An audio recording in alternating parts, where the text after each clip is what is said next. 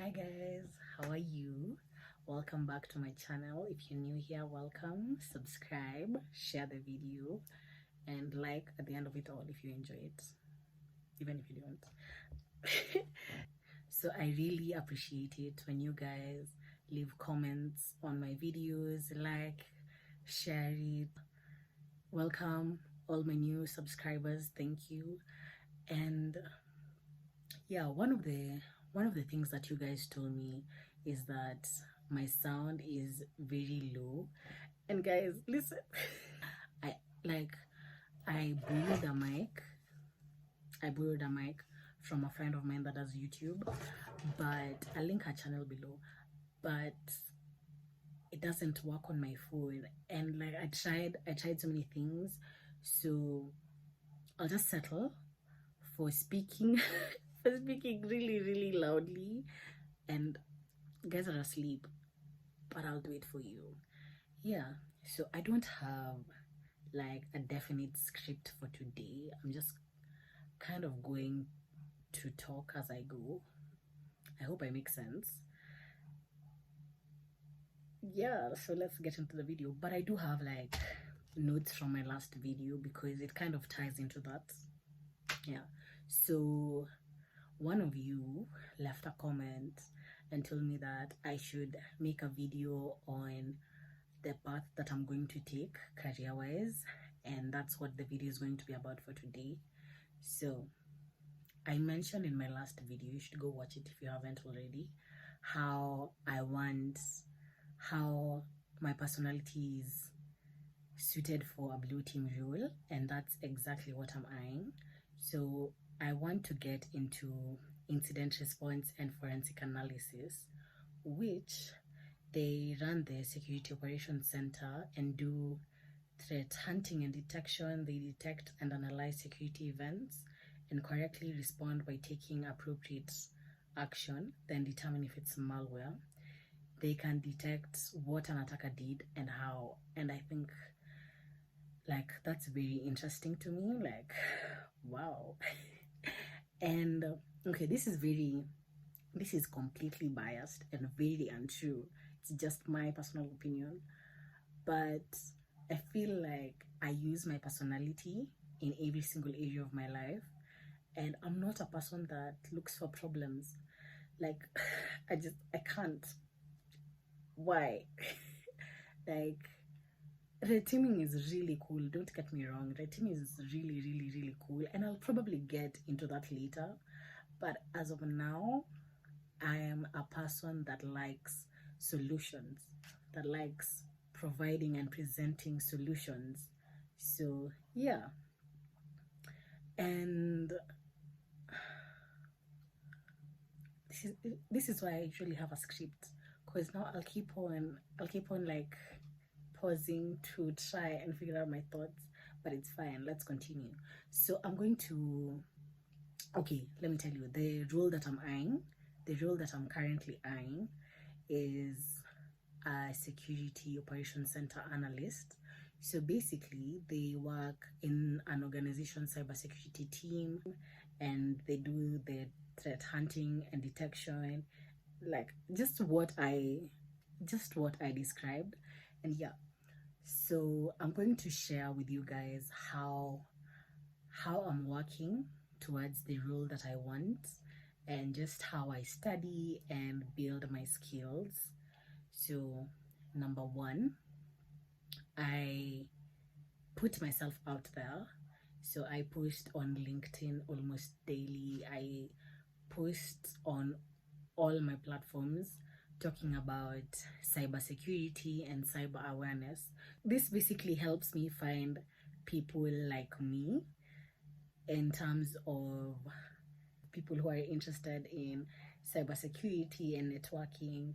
It really, really helps. I actually got a study partner, and we were just discussing how we're going to study and the roles that we want and the skills that we want, and how we'll help each other obtain our goals and just hold each other accountable. So yeah. And another thing that helps is making a list. Like, this is a very very simple and practical skills. And it's nothing too crazy. If you hear buzzing in the background, that's my fridge.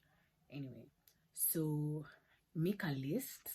Make a list of the skills that you want and the jobs that you are interested in. If you don't have like a particular role that you've been eyeing, but like jobs, go on indeed.com, check out different job descriptions and the skills needed, and try to come up with a plan of how you want to advance career wise. So that's what I did, and I've made a list of the skills that I want and what I want to learn and the topics that I want to study, etc. Yeah, so that's tip number 2. Tip number 3 is I read Atomic Habits, and he basically talks about the importance of surrounding yourself with people who have the identity that you're trying to adopt. So if you want to study more, you have to surround yourself with people who are constantly studying. And how I did that is by going to the Kenya National Library. It's in Upper Hill, and you just pay 20 shillings to access the library and all of its resources. And you can get a library card at a fee. I don't know like the exact details, but I got a card. Like I just go to the reception, ask, you get a card, and it has to be signed. Like it has to be signed by an organization. So whether it's your parents or the school you're in or the job you're in, like they just need a guarantor basically for you to borrow books. Yeah. Another thing is that you have to decide the person that you want to become and start acting like them today. Kuna mambo ya kesho. Tomorrow is not promised. Tomorrow is not promised. You have to start today. And yeah, so another thing that I've been doing is that I study every single day. And I know what you're thinking. Every day? That makes no sense. But it doesn't have to be anything crazy like I'm going to study for 5 hours. Please, that's not realistic. Okay, if you can study for 5 hours, good for you. Personally, I can't. So what I do is, okay, I have to like slowly ease into it and just start with 2 minutes. Like set a timer, sit on your desk, open your books, open your laptop, study for 2 minutes, like literally 2 minutes. Once the timer goes off, stop. And basically, this is a tip from Atomic Habits. So basically, what this does is that it affirms your mind that you are the person that you're trying to be, that you're already who you want to be. Like if you want to be someone that studies every day, you have to study every day so that your mind believes it. And yeah, just like start with 2 minutes and like build up from there. So what I do to hold myself accountable, because sometimes honestly I can't. So what I do, I'll just wake up super early, take time to get ready, take the time to leave the house, and I live really far away, and go all the way to the library. So once I'm there, I'm like, oh my god, I spent so much energy and effort getting here, so I might as well really study and do something substantial so that I don't feel wasted and I don't feel like I wasted my time, my energy, and my money. Yeah. And then another thing, if you can't go to the library and you still want to study, another thing that really helps me is going on YouTube and just typing in study with me. You can also check my cafe. It's a website, so it has like different sounds that you can play, and you use the Pomodoro technique. It's a game changer. And you can like time yourself. If 5 minutes works for you, you can do that. I usually use 25 minutes. I also get on YouTube and do study with me. You can choose the silent ones, or you can choose the ones with, background music. And it's basically another person studying and you studying with them so that you feel like you have company. I don't know, it really helps. It helps a lot. Yeah. So, how I've, guys, my voice is really deep. My voice is really deep. So me talking really, really loudly is straining my vocal cords. Anyway, okay, another thing that I do to like help me get to like this is the job that I want. So how do I get here? Like, you have to have like a plan. So the plan is the whole study every day and just building your identity, and the different sites that I use to just help me get there. Like, okay, you guys, let me tell you, this is what I did. I have a certification by Cisco Network Security, and you remember, like, in my other videos, I talk about the importance of really taking advantage of free resources. Like, take advantage. Anyway, I made my CV and I included all the skills needed for a security operations center analyst. I know I've been using different sites to just help me obtain those skills that I listed in my CV. Like, I'm ready. So I use Cybrary, TryHackMe, Hack the Box, and Portswigger Academy. Yeah, so they have free versions. Like, there's a pro version if you're interested in that, but they have free versions, and they have different modules and like different courses based on the skills that you want to learn. They have introduction to cybersecurity. They have like so many resources that you can use, that you can take advantage of, especially if you're into cybersecurity. Like, they have all these different resources that you can use. They have virtual labs, they have videos, they have notes, they have exercises. Like, for one of the websites that I'm using, Hack the Box, it's basic. Okay, so the more you answer questions, the more, like, they have like a bubble as water. So the more you answer questions and the more you advance, the higher the water level goes. And it motivates you to keep on studying, to keep on learning. And you don't have to use all these websites at once. You can start, like, one at a time, one thing at a time. Don't overwhelm yourself. Yeah. And so I've told you I study every day. I've told you how I study. I've told you the websites that I use and how I'm just building my skills. Also, I am taking part of this challenge that's really, really helped me study every day. It's called Cybertech Dev 100 Days of Cyber. You guys can check that out on LinkedIn.